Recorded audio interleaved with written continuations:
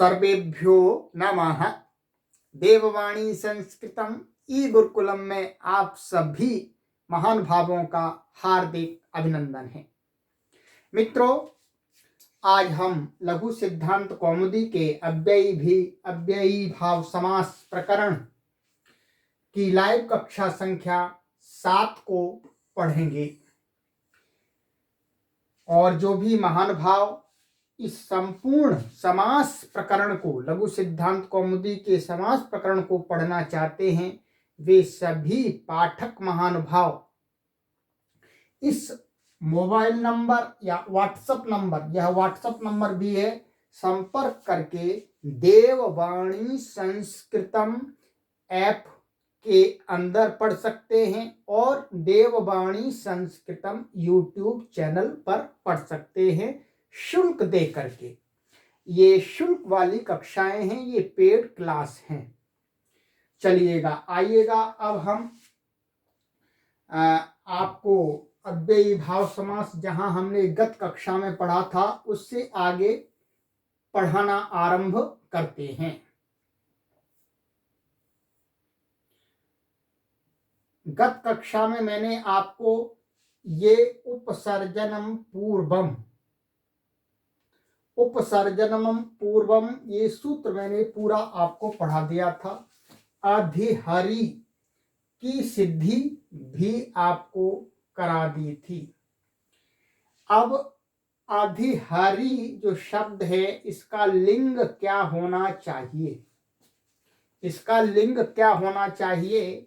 Pulling होना चाहिए, स्त्रीलिंग होना चाहिए, नपुंसक लिंग होना चाहिए, अथवा जिन शब्दों का अव्ययी भाव समास होता है उनका क्या लिंग होता है? क्या तीनों लिंग होते हैं या कोई एक लिंग होता है? इसके विषय में निश्चय कराने के लिए आचार्य वरदराज महाराज जी आज महर्षि पाणिनि का सूत्र हमें पढ़ाने जा रहे हैं। देखिएगा, अव्ययी भावश्च, ये दूसरे अध्याय के चौथे पाद का 18वां सूत्र है। अव्ययी भावश्च, ठीक है। इसमें पदच्छेद विभक्ति आपका स्पष्ट है। आइए, अव्ययी भावः,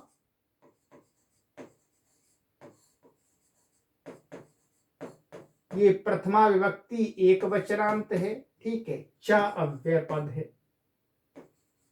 और इसके अंदर कोई समास नहीं है, यही इसका पदच्छेद है। चलिएगा, अब इसमें अनुवृत्ति आती है ऊपर से। मैं आपको अष्टाध्यायी में इसका सूत्र दिखला देता हूं तो आपको एकदम समझ में आ जाएगी कि ये सूत्र का अर्थ क्या है और ये सूत्र क्या करता है। चलिएगा, देखिएगा, ये सूत्र आपका यहां है 18 नंबर, ठीक है। देखिएगा, अव्ययी भावश्च, यही सूत्र है। ये सूत्र दो जगह है। एक प्रथम अध्याय के प्रथम पाद में है, वो अव्यय संज्ञा करता है, जिसको हमने पिछली लास्ट क्लास में पढ़ा था। वो यही सूत्र अव्यय संज्ञा करता है और वैसा ही ये सूत्र यहाँ पर है। ये क्या करता है? यहाँ ऊपर से इसमें नपुंसक लिंग की अनुवृत्ति आती है। क्या? ऊपर से नपुंसक लिंग की अनुवृत्ति आती है।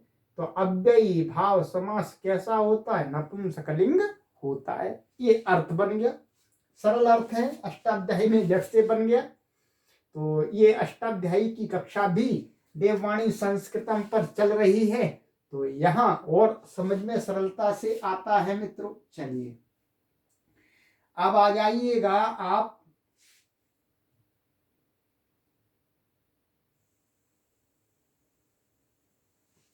ये देखिएगा।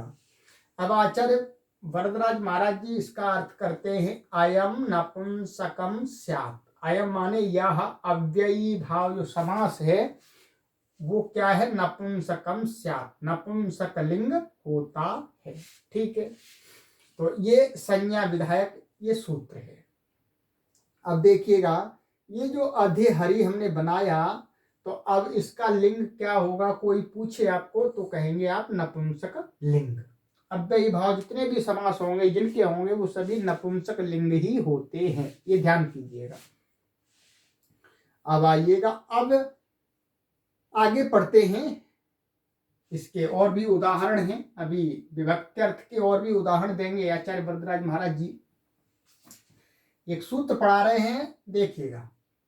नाव्ययी भावादतोम त्वपंचम्याः, ये दूसरे अध्याय का चौथे पाद का 83वां सूत्र है। ठीक है, आ जाइएगा। इसका पदच्छेद पहले देखेंगे, उसके बाद हम आगे बढ़ेंगे। न अव्यय पदम, इसके अंदर ये न है, ये अव्यय पद है। अव्ययी भावात, ये पंचम्यंतम पंचमी व्यक्ति एक वचन है। अतः, ये पंचमी व्यक्ति एक वचन है। अम प्रथमा विभक्ति एक वचन है। तु, ये अव्यय पद है। अपंचम्याः, ये षष्ठी विभक्ति एक वचन है। ठीक है, और इसमें एक समास है केवल। कौन सा? अपंचमी में समास है, न पंचमी अपंचमी, ये इसमें एक समास है। न पंचमी अपंचमी तस्याः अपंचम्याः, तो ये नई तत्पुरुष समास हुआ आपका। कौन सा? नई तत्पुरुष, नई तत्पुरुष समास ये आपका हो गया। चलिएगा, तो अब नई तत्पुरुष समास हो गया। अब हम इसमें देखते हैं कि इसमें किस किस की अनुवृत्ति आती है। देखिएगा,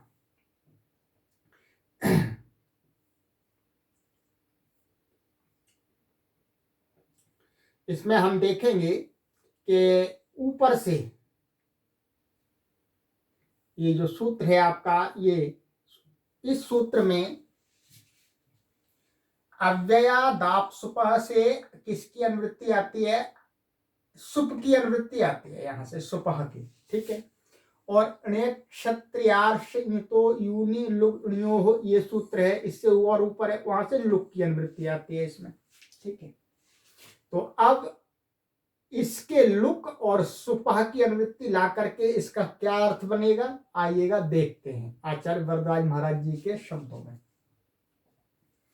कहते हैं, आदंतात अव्ययी भावात सुपो न लुक तस्य पंचमीं विना अमादेशश्च स्यात् गाः पातीति गोपाः तस्मिन्नित्ये अधिगोपम।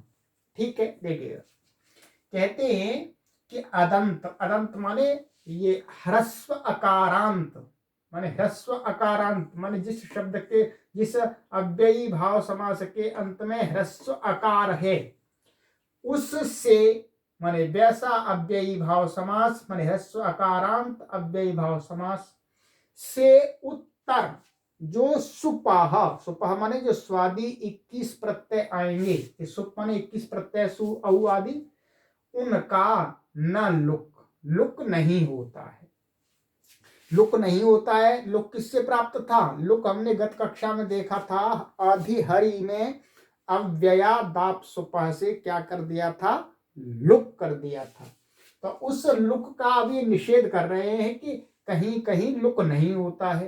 कहाँ नहीं होता है? तो इन्होंने शर्त लगा दी, ह्रस्व अकारांत यदि अव्ययी भाव समास होगा तो उससे आगे जो सु आदि आएंगे उनका लुक नहीं होता है। और कहते हैं उस तस्य माने अव्ययी भाव समास को क्या है? पंचमी बिना, पंचमी को छोड़ करके, माने तस्य माने उस अव्ययी भाव समास से जो पंचमी विभक्ति विभक्ति आएगी, पंचमी विभक्ति में कौन से प्रत्यय आते हैं? नसी और भ्याम और भ्यस, ये तीन प्रत्यय। ठीक है, इनको छोड़ करके, पंचमी बिना पंचमी छोड़ करके क्या है? अमादेशश्च स्यात्, माने उसका लुक तो होगा नहीं, सु आदि है, ये सु आदि है, इनका लुक भी नहीं होगा, परंतु इसको एक काम और हो जाएगा, इन सभी को क्या हो जाएगा, अम हो जाएगा, अम आदेश हो जाएगा। सु को भी अम हो जाएगा, औ को भी हो जाएगा, जस को भी हो जाएगा, अम को भी अम हो जाएगा, और फिर आउट को भी अम हो जाएगा, शस को भी हो जाएगा, टा को भी, भ्याम को भी, भिस को भी, फिर ङे को भी, भ्याम को भी, भ्यस को भी, पंचमी को छोड़ देंगे, इस षष्ठी में घस को भी, ओस को भी, आम को भी, गी को भी, और ओस को भी, सुप को भी, सबको क्या हो जाएगा, अम आदेश हो जाएगा। ठीक है, अब उदाहरण देते हैं, ये गाह पातीति गोपाह तस्मिन्निति अधिगोपम, इसका मुख्य मूल उदाहरण क्या है, अधिगोपम, यहां पर अधिगोपम, ये हमको सिद्ध करना है। अधिगोपम का अर्थ है, एक मिनट गलत, ये अधिगोपम, ये ठीक है, अधिगोपम, तो अधिगोपम का अर्थ है माने गौओं को पालने वाला, गौओं की जो रक्षा करता है उसके विषय में, ऐसा अर्थ आएगा। चलिएगा, अब हम अधिगोपम की सिद्धि करेंगे। ठीक है, अधिगोपम कैसे बना है ये यहां पर इन्होंने दिखा दिया है। ठीक है, आइएगा,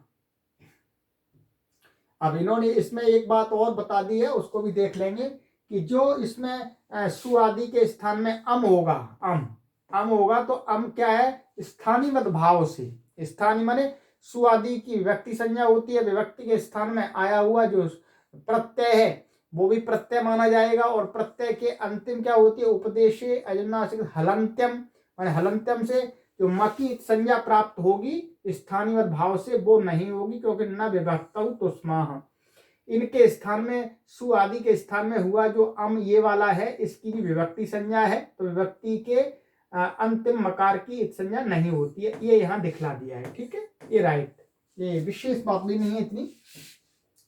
अब आइएगा, अब देखते हैं अधिगोपम, अधिगोपम क्या कहता है और ये बनता कैसे है। ठीक है, आइएगा, ये देखिए, अधिगोपम, गाह पातीति गोपाह, माने गौ की रक्षा करने वाला, उसको बोलते हैं गोपाह। ठीक है, ये एक वचन का है, ये दीर्घ आकारांत शब्द है। तस्मिन गोपी, तस्मिन माने गोपी, इति अधिगोपम, ये इसका हम करेंगे लौकिक विग्रह करेंगे, दिखाने के लिए लौकिक विग्रह। तो अब देखिएगा, ये लौकिक गोपी इति, यही मेरा गोपी इति, ये लौकिक विग्रह हो गया, और अलौकिक विग्रह अब इस काम करेंगे, गोपा गी आधि, ये अलौकिक विग्रह हो गया। ठीक है, अब अलौकिक विग्रह में समास सूत्र काम करेगा, लौकिक में तो नहीं करेगा, अलौकिक में करेगा। तो देखिएगा, अब ये गोपा गी आधि, अधि इतना रखा है इन्होंने, यहाँ सु भी लगा सकते हैं, नहीं भी लगा सकते, दोनों पक्ष मैंने आपको पिछली कक्षा में बता दिए थे। तो गोपा गी अधि, ये जो इति यहाँ पर लगाते हैं लौकिक विग्रह में, परंतु जब अलौकिक करेंगे तो अधि लगेगा, क्योंकि यहाँ सप्तमी का अर्थ अधि दे रहा है। तो अब यह विभक्ति का अर्थ समास में उदाहरण है, विभक्त्यर्थ है। तो अब क्या विभक्त्यर्थ से इसमें हम क्या करेंगे, समास करेंगे, विभक्ति के अर्थ में समास हो जाएगा। समास होने पर आपका क्या होगा, समास होने पर आपका सबसे पहला काम होता है संज्ञा, ये गोपा गी अधि का समास हो गया। ठीक है, इस अर्थ में, विभक्ति के अर्थ में, इस सूत्र से जो पिछली कक्षा में पढ़ा था, अव्ययम विभक्ति समीप समृद्धि वृद्ध्यर्था भावात्यया संप्रति शब्द प्रादुर्भाव पश्चाद्यथानुपूर्व्य यौवपद्य सादृश्य संपत्ति साकल्यांत वचनेषु। ठीक है, तो अब ये हो गया आपका मित्रों। तो अब देखिएगा, इसका पूरे का समास हो गया। समास होने पर क्या होता है, कृतधित समासाश्च से इसकी प्रातिपदिक संज्ञा हो जाती है। प्रातिपदिक संज्ञा होने पर क्या होगा, सुपो धातु प्रातिपदिकयोः से इस गी का लुक हो जाएगा और प्रातिपदिक की अवयव सुप का लुक हुआ, क्या बना? गोपा अधि। अब गोपा अधि, परंतु हमें बनाना क्या है? अधिगोपा, ऐसा बना अधिगोप। तो अधिगोपम बनाना है, तो अधि को पूर्व में लाना है। ये कैसे आएगा? तो हमने गीत कक्षा में बताया था कि समास विधायक सूत्र में जो प्रथमांत पद होता है, वो प्रथमांत पद जिसको कहता है समास के विग्रह में, तो वह उस पद की क्या हो जाती है? उपसर्जन संज्ञा। तो अब देखिएगा समास विधायक सूत्र कौन सा है? ये वाला सूत्र था। और इसमें प्रथमा विभक्ति से निर्दिष्ट कौन सा पद है? ये है। और इस विग्रह में जो समास के लिए विग्रह हमने किया था, ये इसमें ये शब्द किसको कह रहा है? गोपा को तो नहीं कह रहा, गोपा अव्यय तो नहीं है, गी भी अव्यय नहीं है, तो अधि को कह रहा है। तो अधि, तो इसका अर्थ हुआ कि अधि की उपसर्जन संज्ञा होगी, क्योंकि प्रथमांत से निर्दिष्ट पद है। तो इसकी उपसर्जन संज्ञा हुई, इससे प्रथमानिर्दिष्टम समास उपसर्जनम, यही सूत्र था, प्रथमानिर्दिष्टम समास उपसर्जनम। और जिसकी उपसर्जन संज्ञा होती है मित्रों, उसका क्या हो जाता है? उपसर्जनम पूर्वम। ये सूत्र था, उपसर्जनम पूर्वम। कि उपसर्जन संज्ञक जो शब्द होता है वो समास में पूर्व में रहता है, सबसे पहले उसको लाते हैं। ठीक है, तो अब अधि, अधि इधर आ जाएगा, ये अधि यहां आ जाएगा, गोपा जाएगा, क्या बनेगा? आधि गोपा। ठीक है, आधि गोपा ऐसा बन गया, देखते रहिएगा, ये आधि गोपा ऐसा बन गया ये। अब इससे क्या है? अधिगोपा ये बन गया, और अव्ययी भावश्च से जो पीछे था उससे इसकी अव्यय संज्ञा भी है। ठीक है, अव्यय संज्ञा भी है। और जो हमने अभी पढ़ा है अव्ययी भावश्च, उससे इसकी नपुंसक लिंग संज्ञा भी है, अर्थात नपुंसक लिंग भी है। तो नपुंसक लिंग संज्ञा होने से क्या लाभ मिलेगा? यहां पर अधिहरि में तो कोई खास लाभ नहीं था, यहां पर क्या है? ह्रस्वो नपुंसके प्रातिपदिकस्य। ये कहता है कि नपुंसक लिंग में वर्तमान कोई भी प्रातिपदिक होगा। ये क्या? अधिगोपा ये प्रातिपदिक है। ठीक है, हमने बता दिया था आपको कि यहां पर अधि गी गो और वो गोपा गी अधि की प्राप्ति संज्ञा हुई थी, परंतु गी के लुक होने पर भी गोपा अधि और अधिगोपा आगे पीछे हो जाएगा तो भी उसकी प्रातिपदिक संज्ञा रहेगी। जो परिभाषा बताई थी, एक देश विकृतम अनन्यवत भवति, अर्थात किसी के एक देश के खंडित होने पर वो भिन्न नहीं होता है, वही रहता है। तो ये अब भी प्रातिपदिक संज्ञक है। तो नपुंसक लिंग, इसकी नपुंसक लिंग इससे हो गया, तो अब इसको क्या हो जाएगा? ह्रस्व हो जाएगा। ह्रस्व कहां पर होगा? अंत में होगा, अलो अंत्यस्य से। तो गोपा का पा है वो ह्रस्व होकर के क्या बना? अधिगोप। ठीक है, और जो अभी मैंने बताया अव्ययी भावश्च, जो पहले दूसरे प्रथम अध्याय के प्रथम पाद में है, उससे इसकी अव्यय संज्ञा हुई है। ठीक है, अव्यय संज्ञा हुई इसकी, तो अव्यय संज्ञा इतना हो गया। अब हम इससे क्या करेंगे? अधिगोप ये बन गया। ठीक है, अधिगोप बन गया, अब इससे स्वादि उत्पत्ति होगी। क्या होगी? स्वादि उत्पत्ति, माने सबसे पहले हम लाएंगे सु आदि विभक्ति आएंगी। ठीक है, ये देखिएगा, ये सु आदि विभक्ति आएंगी, तो सु लाए हम सबसे पहले, क्या लाए? अधिगोप और सु लाए। तो अधिगोप सु लाए, और अधिगोप की क्या है? अव्यय संज्ञा। तो अव्यय से उत्तर सुप का क्या था? अव्यया दाप सुप से लुक प्राप्त था। ये पिछली कक्षा में हमने किया था, लुक किया था। परंतु आज हम देख रहे हैं कि ये अधिगोप ह्रस्व अकारांत शब्द है। ह्रस्व अकारांत शब्द होने के, वो समास होने के कारण से क्या है? अपवाद सूत्र, इसका अपवाद, अपवाद, हाँ अपवाद कहेंगे, क्योंकि ये तो लुक करता था, इसने क्या कर दिया? अम कर दिया। तो इस सूत्र ने क्या किया? लुक का निषेध कर दिया और उसको अम कर दिया। ठीक है, इसको ऐसा भी कह सकते हैं के निषेध और विधि सूत्र, क्योंकि लुक का तो निषेध कर दिया और अम का कर दिया विधान। ठीक है, तो इसने कहा कि भाई अव्ययी भाव समास ह्रस्व अकारांत होगा तो उससे उत्तर कोई भी होंगे जो सु आदि 21, उसमें से पंचमी विभक्ति को वो सबको क्या हो जाएगा, अलुक हो जाएगा। पहले सभी को अलुक कर दिया, फिर दूसरी बार कह दिया कि उनको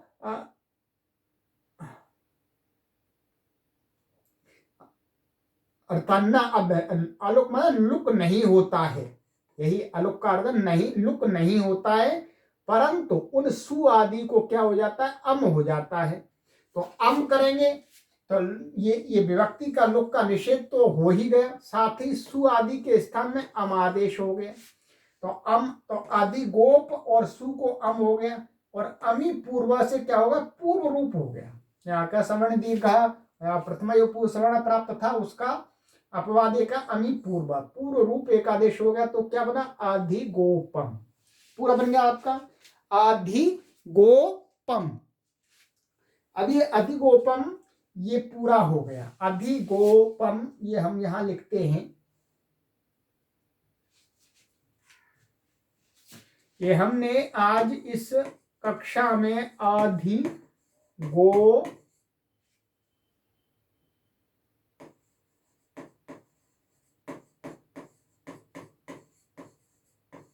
ये अधिगोपम, राइट।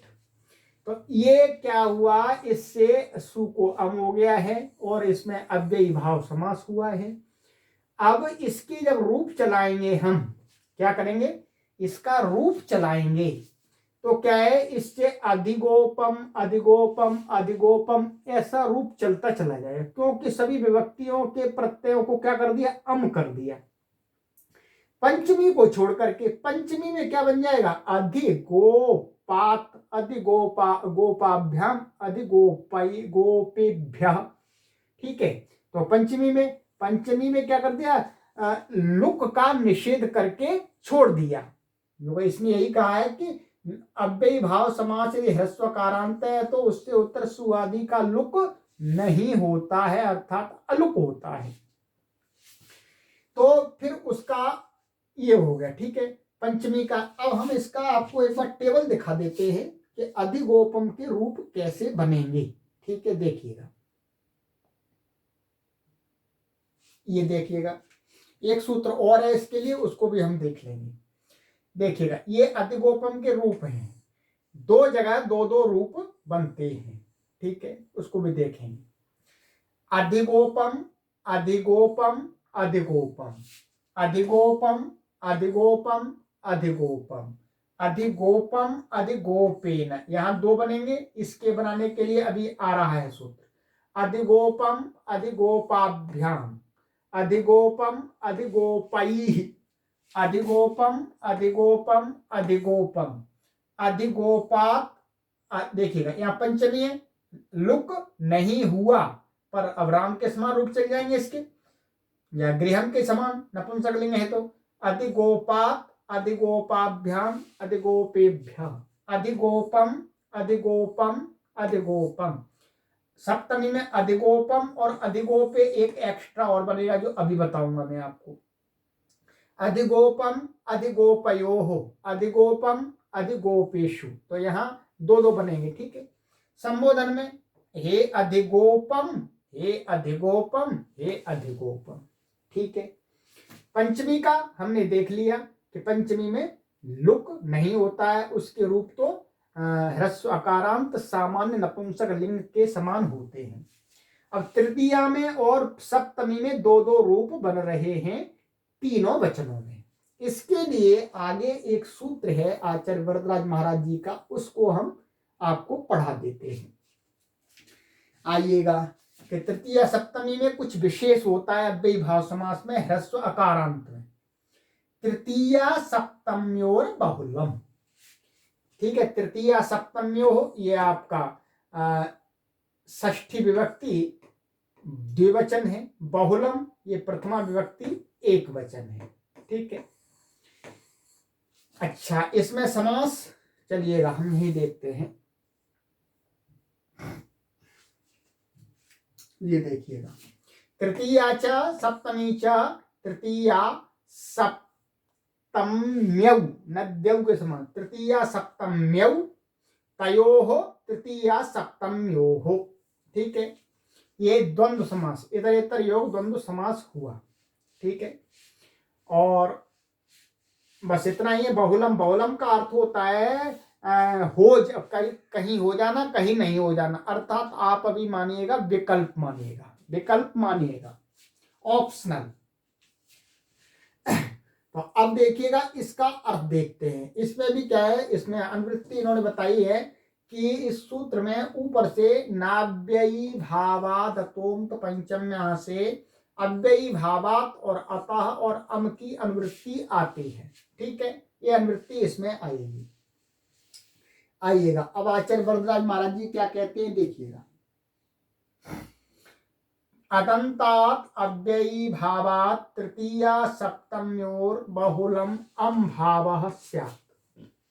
कहा इन्होंने, ह्रस्वकारांत यदि अव्ययी भाव समास है कोई, तो उससे उत्तर तृतीया और सप्तमी की जो विभक्ति आएगी, प्रत्यय आएंगे टाभ्याम भिस और गी ओस सुप, उनको बहुलम अम माने पूर्व वाले सूत्र से तो नित्य अम कर रहे थे, बहुलम माने विकल्प करके अम हो जाता है, अम हो जाए। तो अर्थात एक बार अम हो जाएगा, एक बार सामान्य रूप रहेंगे। लुक का तो निषेध कर दिया, लुक तो होगा ही नहीं। ठीक है, तो अब देखिएगा अब क्या बन जाता है, इसलिए दो दो रूप बन गए थे। एक तृतीया में क्या बन गया था आपका अधिगोपेन, और एक तो अधिगोपम बनेगा ही सब जगह, और सप्तमी एक वचन में अधिगोपे, ये बन गया अधिगोपे, सप्तमी एक वचन में बन गया। और उसके अलावा हमने आपको टेबल दिखाया था ये कि द्विवचन में क्या बनेगा आपका, यहाँ पर एक अधिगोपम बनेगा, एक अधिगोपयो हो, और बहुवचन में ऐसे अधिगोपम और अधिगोपेशु, ऐसे तृतीया में अधिगोपेन एक वचन में बन गया आपका ये, और द्विवचन में अधिगोपम और अधिगोपाभ्याम, क्योंकि यहाँ पर ये विकल्प करके इसको होता है, तो यहाँ हो गया, यहाँ नहीं हुआ है तो राम गृहम के समान चल गया, अधिगोपम अधिगोपैहि। ठीक है, गृहई के समान। तो ये इसके अंदर ये आपके दो ये सूत्र लगे हैं, तृतीया सप्तम्योर बहुलम और आपका ये अव्ययी भावश्च नाव्ययी भाव दत्तोम तो पंचम्या। इन सूत्रों को मित्रों मैंने आपको इस कक्षा में पढ़ाया, इसमें कुछ नहीं बचना चाहिए। ठीक है, अब आगे ये कृष्ण से समीपम उपकृष्णम, ये समीप अर्थ में विद्यमान अव्यय के समास का उदाहरण दिखलाएंगे। इसको हम आगे की कक्षा में पढ़ना आरंभ करेंगे। ये बड़ा सूत्र है तो बहुत सारे उदाहरण भी हैं। ठीक है, तो इसको हम सभी कक्षाओं में क्लियर करते रहेंगे। इसी तरह इन्होंने दिखाया है कि अधिगोपम की तरह और भी शब्द हैं, जैसे मालायाम इति, क्या है ये मालायाम इति, तो अतिमालम, और ये ऐसे ही खट्वायाम इति अति खट्वम, तो ये अति गोपम के समान ही बनेंगे। ठीक है, चलिएगा मित्रों, तो आगे की कक्षा में हम आपको पढ़ना आरंभ करेंगे। आगे यहां से कृष्णस्य समीपम उपकृष्णम। तो मित्रों, जो भी महानुभाव संपूर्ण लघु सिद्धांत कौमुदी समास प्रकरण को पढ़ना चाहते हैं, क्योंकि ये कई विद्यालयों में, सरकारी विद्यालय या निजी विद्यालय, प्राइवेट विद्यालय संस्कृत के होते हैं, उनमें लघु सिद्धांत कौमुदी का समास प्रकरण लगा होता है, और भी कॉम्पिटेटिव एग्जाम की कहीं तैयारी करते हैं, वहां पर भी लघु सिद्धांत कौमुदी का समास प्रकरण लगाया जाता है। तो ये संपूर्ण समास प्रकरण की एक सीरीज बन रही है, जिसको आप शुल्क दे करके अपने गृह पर ही आराम से पढ़ सकते हैं। और कोई भी शंका या प्रश्न मन में आता है तो इस नंबर पर पूछ सकते हैं। आपका हमेशा स्वागत है, हम आपकी सेवा में हमेशा तत्पर हैं। चलिएगा, अस्तु, सर्वेभ्यो नमः।